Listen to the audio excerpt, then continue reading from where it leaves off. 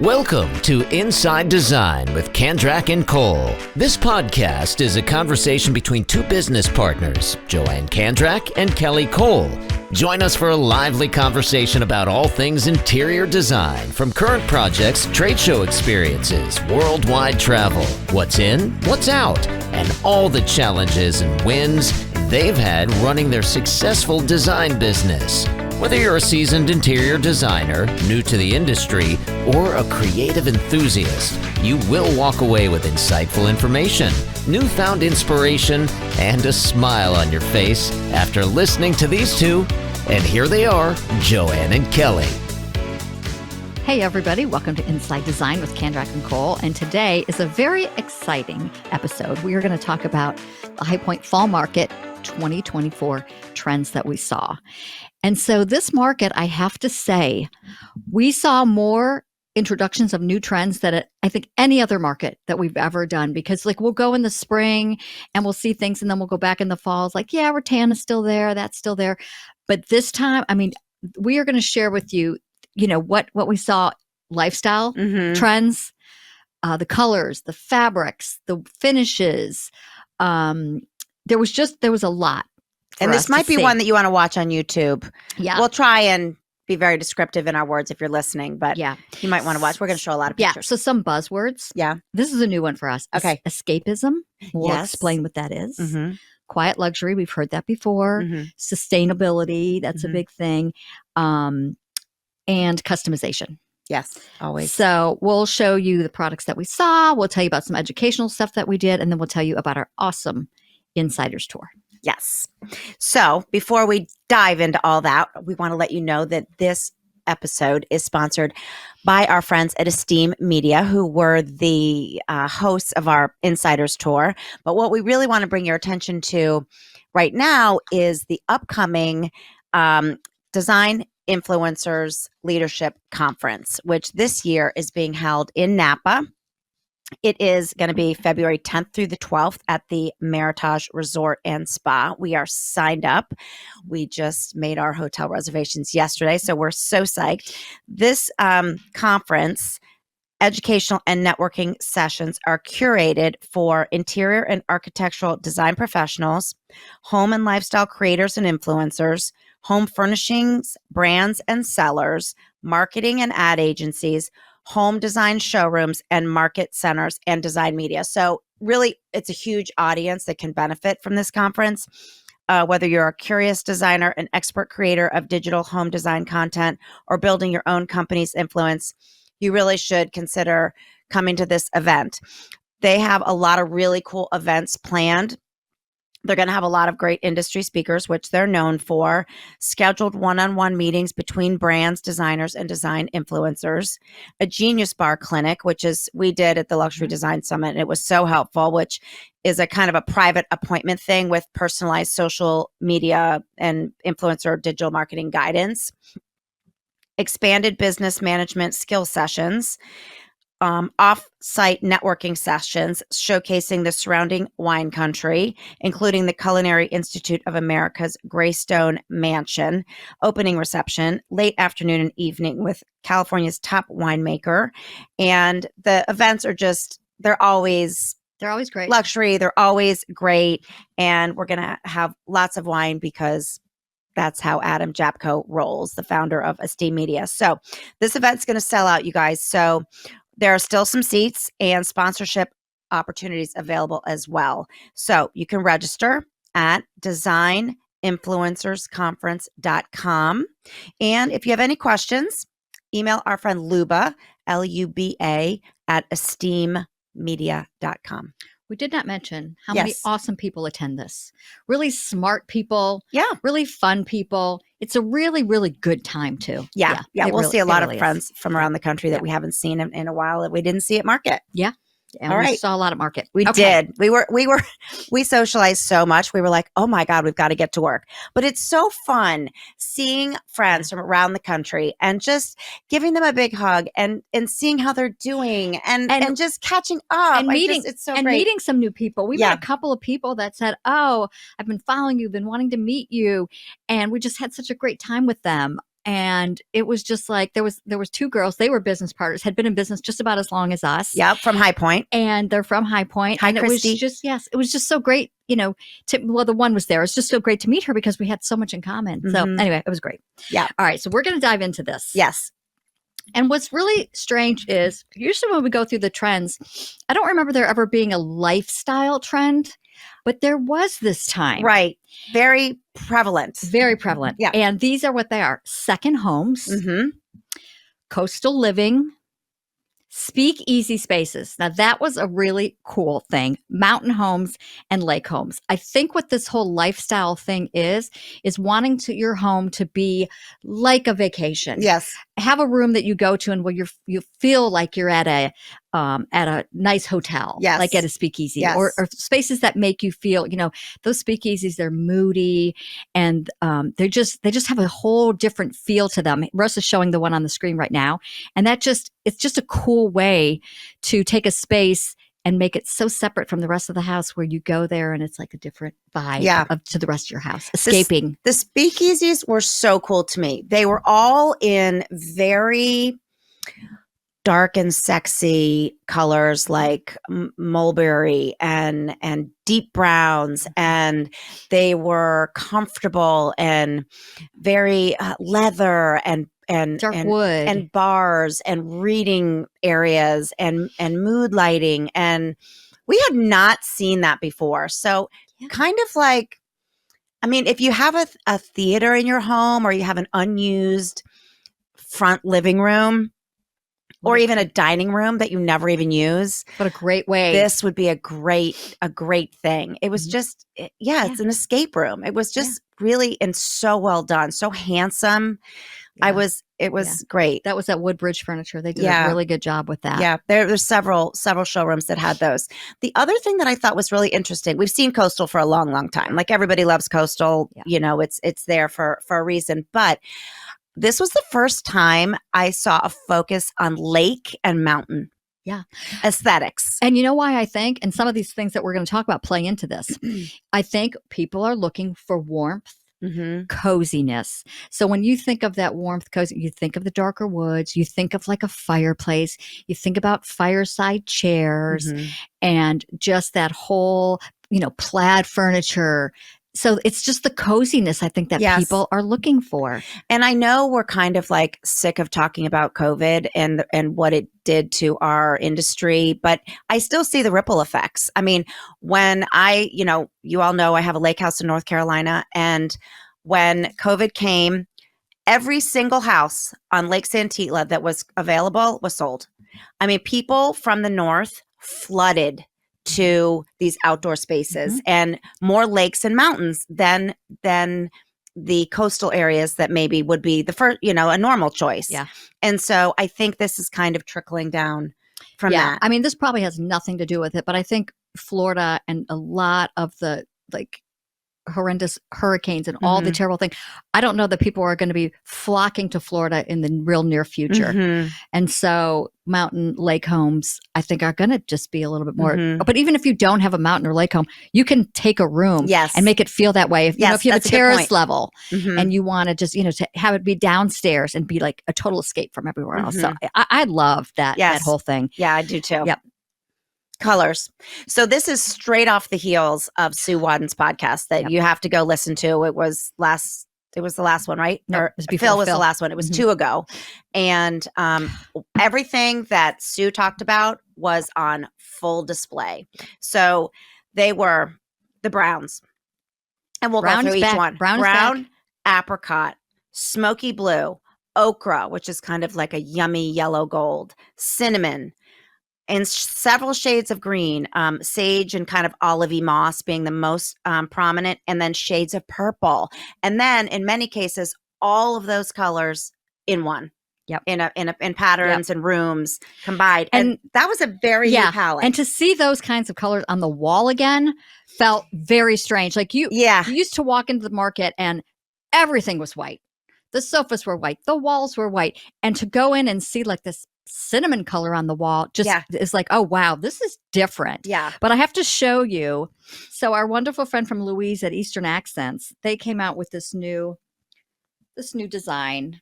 and it's kind of see-through, so you can't really see, but there you go. There are like all the colors. Yes. And what was so cool was many of their employees were wearing this pattern, whether there was a guy with a tie on, women wearing dresses, another girl wearing a jacket. So they kind of made it fun.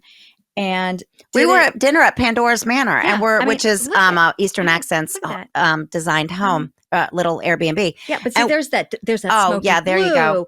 There's that like Bosque pear that Sue was talking about. Yeah. So anyway. Oh, look at it. Yeah, that's pretty. So we were sitting there at dinner, and Joanne's looking across at another table, going, "Hey, wait, that girl's dress matches that girl's duster jacket. Wait, and the tie. What's going on here?" And then we realized that they had all gone to this well, they had a dressmaker, and their lady at Eastern Accents, and she had made all these clothes for them. And so she was, Louise, thank you. We love her. We love our scarves. Really, really sweet. But these colors, like I kind of said when we were on with Sue, they're not like my first pick when I'm a pink girl. They're autumn. They're like autumn colors. Yeah. Not my favorite. Not my favorite. But when I see them done like this, and I see them combined, and it's like, purple has never been on my radar ever. But when you see it mixed, like I'm just looking at that scarf with the olive and then a little bit of blush and a little bit of that smoky blue. And all of a sudden it's just, oh my God. It's so beautiful. I don't think I would paint my wall purple, but I surely would do a pillow or do some art that had some of it in there. Yeah. So that's kind of the way I think I look at these colors. Like you don't have to have them be on the walls, although some people like that. Yeah. But there's so many great ways to use them. I mean, the green, there was green a lot. Green was everywhere, and everybody loves green. So it was just a really nice change to walk into a showroom and see color. So much color. Everywhere. Yep. And unabashedly, like just walls, trim, ceiling, all in the same color, which is something that I'm beginning to love. Yeah. I usually kind of am more drawn to a contrast with trim and millwork and ceilings, but seeing it all in one color was really striking. The more you see things, the more they really grow on you. Like you don't think you're going to like it, and then you start to see it, and then you're like, yeah, I do kind of like that. Yeah. But furniture, so many new things in furniture too. There were several white sofas, but not nearly as many as there has been in the past. Yes. Still a lot of sectionals, still a lot of curves, but the color on them was definitely a little more. Fireside chairs. Like Russ is showing right now. So they're just smaller, a little lower.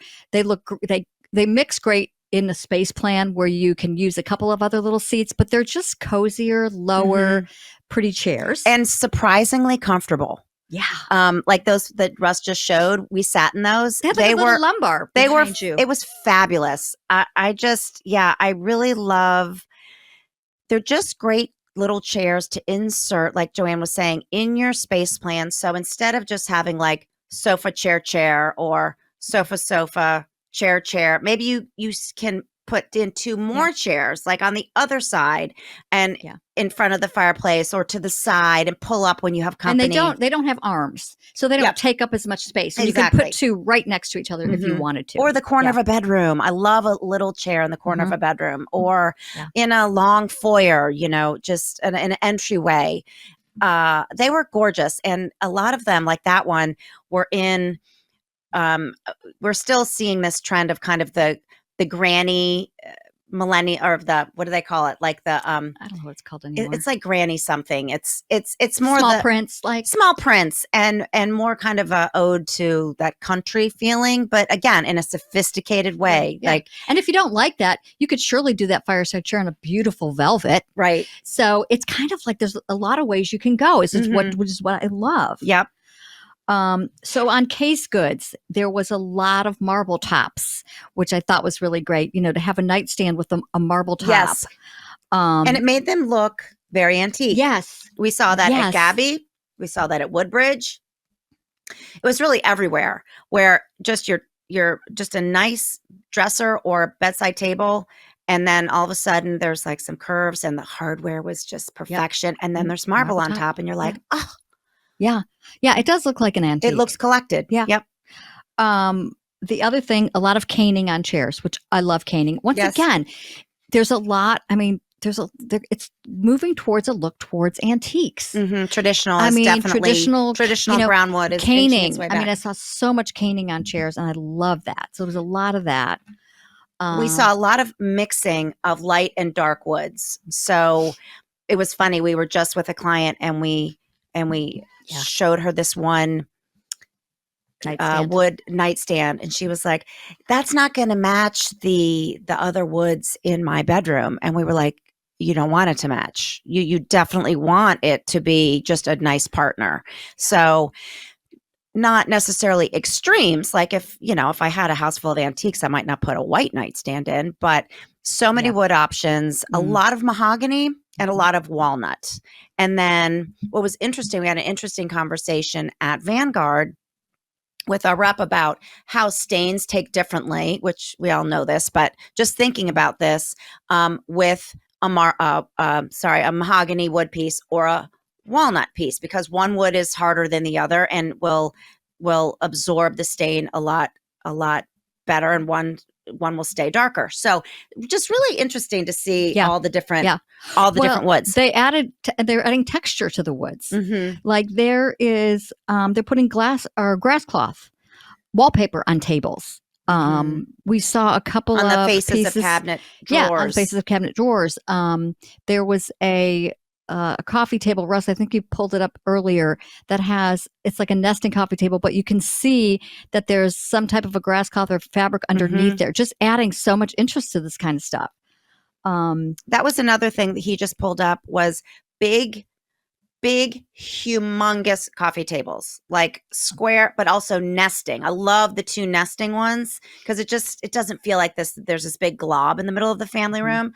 Although we saw 60-inch, 72-inch square and round coffee tables. So when you have a huge, sectional, it looks proportioned, or a space plan with a big room, and you've got the 2 sofas and the 4 chairs, and you need that everybody to be able to reach and put their drink down, those big coffee tables. And also the chat table that we loved. This was really cool. I loved it. So we do a lot of chat spaces, which there are like 4 chairs around normally a coffee table, which is a little bit lower, but it's a great way to, if you have a room where you don't want a sofa, you just want like a little speakeasy space, or a lot of times people are turning the living rooms into like a little music room or like a bar room. And so now these chat tables were just a little bit higher to go with the whole the space plan, so that it, you put your drink down, it's right there. It's considered a chat table. I think there was 3 options at Vanguard, and I want to say they were 28.75, 29 inches high. So a little bit lower than a dining table, which is normally at 30, a little bit higher than maybe a lower drink table or coffee table that might be around, 19, 20, something around there. Yeah. And it was just that perfect kind of like pull up and there you are. And put your drink down, even play cards or what have you. We will definitely be using But this. what they were showing with these chat tables, but were all over market as well, were rounded chairs, like barrel chairs, rounded swivels, like everywhere. They were a little lower too. So for you guys that like, whatever, might not work for you, but there were so many round chairs. Yeah, curves or big thing. That were just really cool, and swivels. Yep, absolutely. And then we saw a lot of vintage mixed in the styling of showrooms, whether it be art, whether it be accessories, whether it be small little tables, small little one-off, one-of-a-kind things. Gabby is really good about that. Schwung Home, of course, we'll get to talk about them, but I loved that. And again, playing off our conversation with Sue Wadden on episode 2 episodes ago, I think it was very prevalent. Yeah. You mentioned the mahogany and the walnut, but burl wood, my gosh, was everywhere too. That in both light and dark. Yep.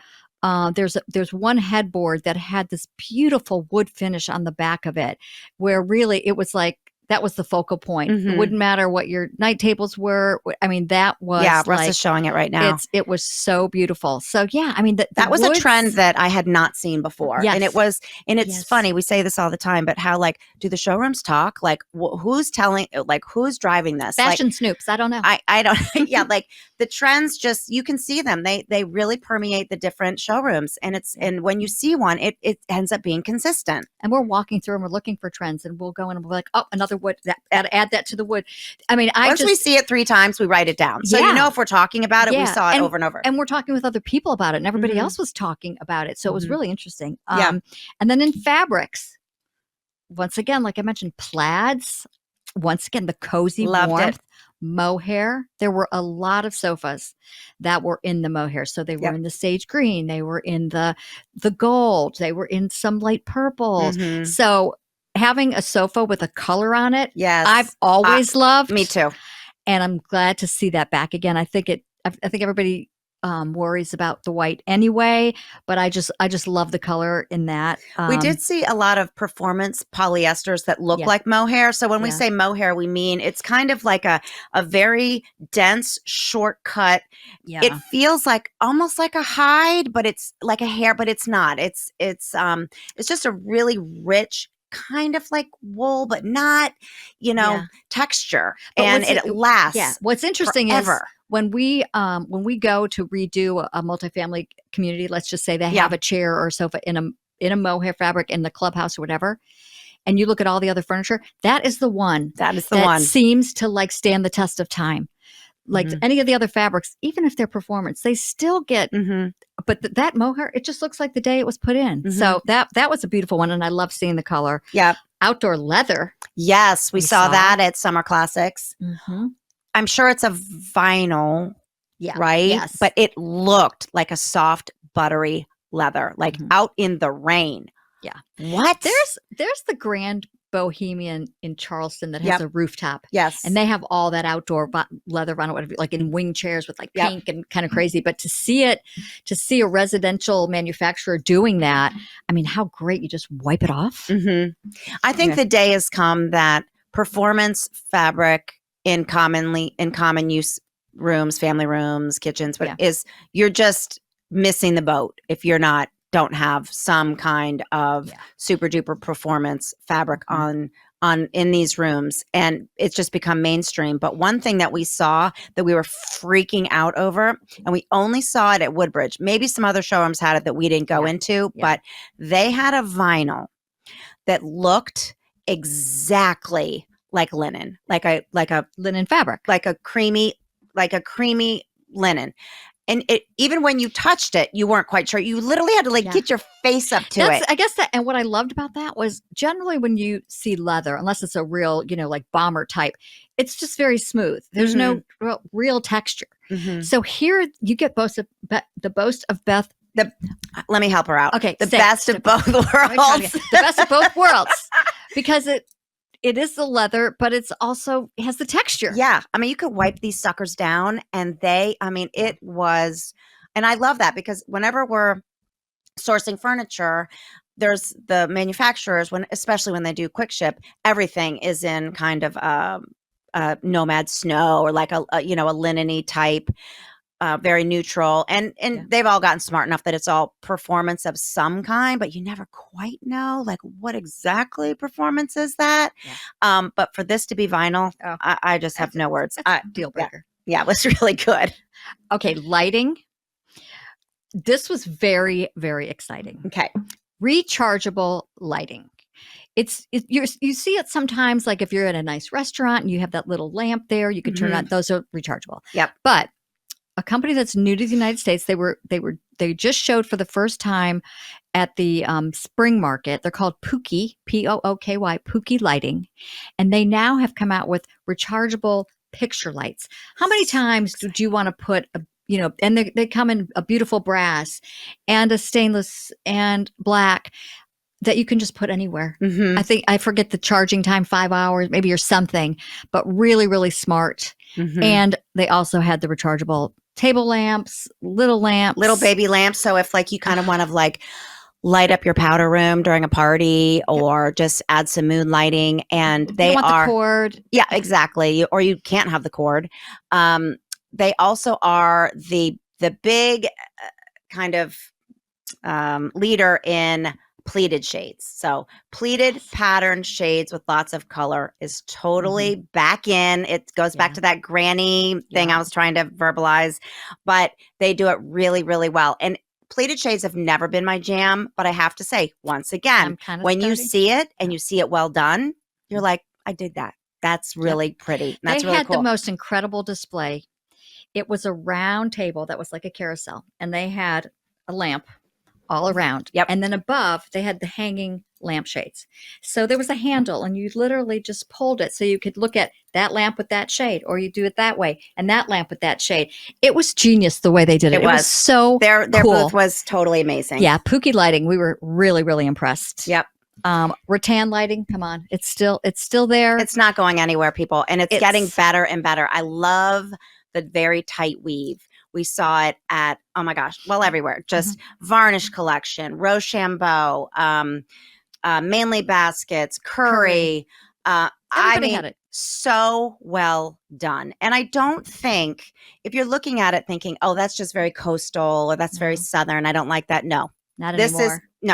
This goes anywhere, anytime. It doesn't have to be in a sunroom or in a coastal home. It looks fantastic everywhere. It really does. Yeah. It really does. I absolutely loved it. Well, we did that's it for lighting. We did have some time for some events that we attended. We attended a lot, but we'll tell you about some of the highlights. Yeah. So there's a new space. I'm not sure that we ever told you guys about this. It's called 313 Space, and it is an old pantyhose factory. I don't even know from what year in High Point. They made the first Nike tube sock. I know that. Yeah. Learned that. There's some great history there. Yeah. It's a really cool space. So Schwung Home, SCHWUNG, used to be in an off the kind of beaten path in High Point. So they bought this building and they took over the whole first floor and a little bit of the second floor. But on the second floor, they have all kinds of vendors that are unique and different. Some of them are European. A lot of them have a story. A lot of it is artisan made, one of a kind, unique, not the things that you see on the outskirts of High Point normally. And it was so amazing. We spent a lot of time in there. We spent like a full day and a half or more in there. Yeah. So it was very, very cool. The Rudy and Dominique, thank you. The husband and wife who took this project on along with all the other vendors turned the space around in 1 year. And it was white and industrial, and the floors were cool. The lighting was really massive great. Iron staircase up through the middle, like bars and places to go grab a little sandwich all over the place. It was, the energy in there was electric. It was It was a very cool vibe. You felt different when you were in there. Yeah, I loved it. And then next, Hooker Furniture. We went there we brought our insiders tour there, but we also went for a dialogue with designers. It was led by Caroline Hipple, who's the new Chief Creative Officer, and Leslie Carruthers.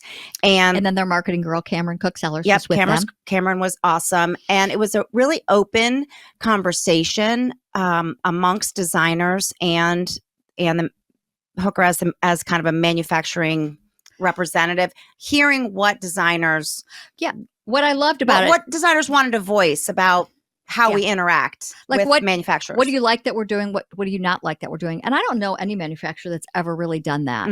And so they were really listening. And, people were talking about, they have like different brands and you have to buy separately. So they're working on bringing them all together so you don't have an opening order with one and then you don't with another. So they are just trying to make it better. They're very focused on designers now, which a lot of people are. But it was really nice that they took the time and asked people. And it was, a lot of people had some really good points. Yep. It was really good. It was really good. It was great. Then we always, on our insiders tour, we always go to the High Point Theater to take a load off for an hour and listen to one of the panel discussions. There's lots, but we were at one.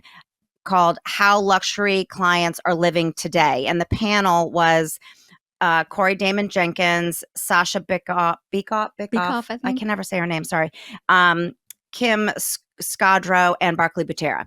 And it was really good. Mhm. It was just nice to hear kind of how designers deal with their clients, and there were some good takeaways from that. Yeah, it's always good to listen to these designers that are at this other level and what they do. Mhm. They're really good about sharing what they deal with. I mean, we all have, the good Yeah. and the bad, and so Corey said something that really resonated with me. It just stuck with me. And he said, as designers, or as a designer, it is not my job to save you money. It is my job to spend your money very, very wisely. And I thought that was such a great point to drive home.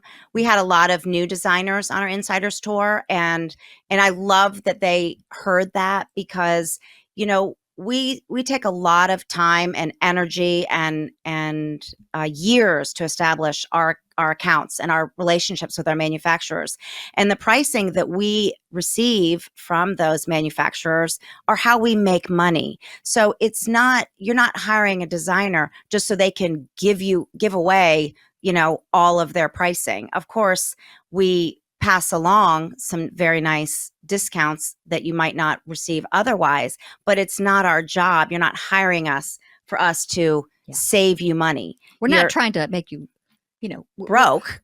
We're very thoughtful about what we're choosing, but the minute I have to start looking at something and saying no, that if you have the freedom, and we'll do a high low, but we want to give you the best. Mhm. And so it's just you can't And spend feel your money bad. wisely. You can't feel bad about that. Yeah, it was a really good point. So, and then we also went to a great party at Pandora's Manor, and it was for the Diversity Advocacy Alliance, DAA. It's a brand new thing for them this Yep. year. It was a party and award dinner and it was just, it was really nice. It made your heart feel good. And they gave away three awards. Jane Dagme, who is a good friend of ours, received one of the awards. And it was just so nice to see everybody coming together and celebrating diversity at High Point, and all that diversity offers to us as designers and to the products available in the showrooms. And there was a lot of talent in the room for sure. Yes. Mhm. Then we got a nice private invitation to the Asian Loft. And this is a company that's been in High Point for many, many years, but they just moved to a new location. Mhm. Unique, one of a kind, amazing things. They were so appreciative to have us there. They served us a beautiful dinner.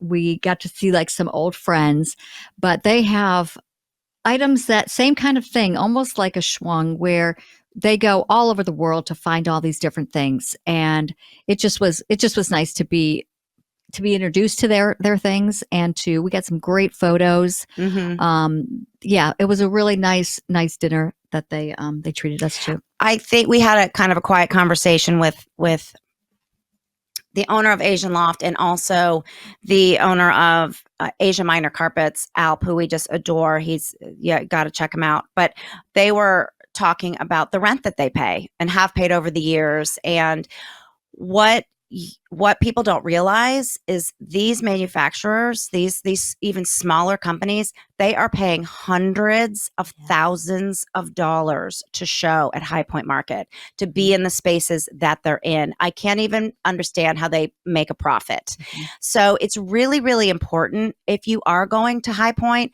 to visit these spaces on the perimeter. The Go Anywhere shuttle goes anywhere within 6 miles of the High Point Center. So you can really catch a ride anywhere. You don't have to walk to them. But Asian Loft was beautiful. And it's definitely one, like 313 Space, which is a little bit off the beaten path, that you should absolutely go to and give them your attention. Asia Minor Carpets, where Alp is in Cisco Home, which is another off the beaten path warehouse that, oh my gosh, so good. For so many years, and I think a lot of people do too, we go to the main buildings, Mhm. and nobody really talks about those outer buildings, but that's where you can kind of find the cool stuff. And that's the thing about High Point is it's so big. You just maybe need to do your homework and talk to people before you go so you don't waste time in a lot of places that aren't really giving you probably what you need. Yep. Or join the Insiders Tour. Yeah. Speaking of the Insiders Tour, we had such a great group. So good. Of 13 people who had never been to High Point before. Mm-hmm. I mean, That's pretty extraordinary. Yeah, they sucked in so much information. But let me just tell you where they were from. Yeah. Kentucky, Arizona, Washington, D.C., Georgia, Florida, Texas, California, and Connecticut. I mean, wow. Is that crazy? And very good designers. I mean, Yeah. some established, some brand new, some getting their feet wet, but never had been to High Point. And so we ended our tour at the Point, which is kind of like it's like a big, Gathering beautiful place trailer. It's like a gathering place. I don't know how they fit so many people in I there, know. but we just sat in there and had drinks and hors d'oeuvres and just they grilled us They about asked- business practices and so many things.